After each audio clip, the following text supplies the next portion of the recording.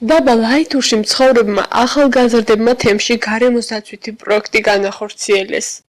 პროექტის ფარგლებში ახალგაზრდებმა გამართეს შეხვედრები ადგილობრივ მოსახლეობასთან გარემოს დაცვის თემატიკაზე და გამოაკრეს საინფორმაციო პლაკატები.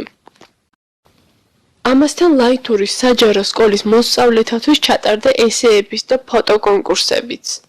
ასეთი კონკურსი, რომელიც ემსახურებოდა გარემოს დაცვას, კერძოდ ახალგაზრდების ჩართულობას და მათი ხედვის გამოვლენას, ანუ თქვენ უნდა დაგეწერათ ესეები გარემოს დაცვის თემატიკაზე, ან გადაგიღოთ ფოტოები, რომლებიც ასახავდა დაბა ლაითურის ეკოლოგიურ მდგომარეობას.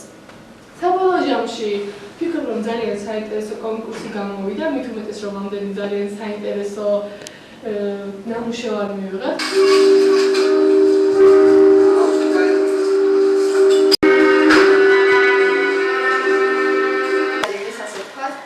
მიზანი იყო რომ ადამიანებს გაითვისობიერებინათ, რომ არ უნდა დაანადგურონ ბუნება.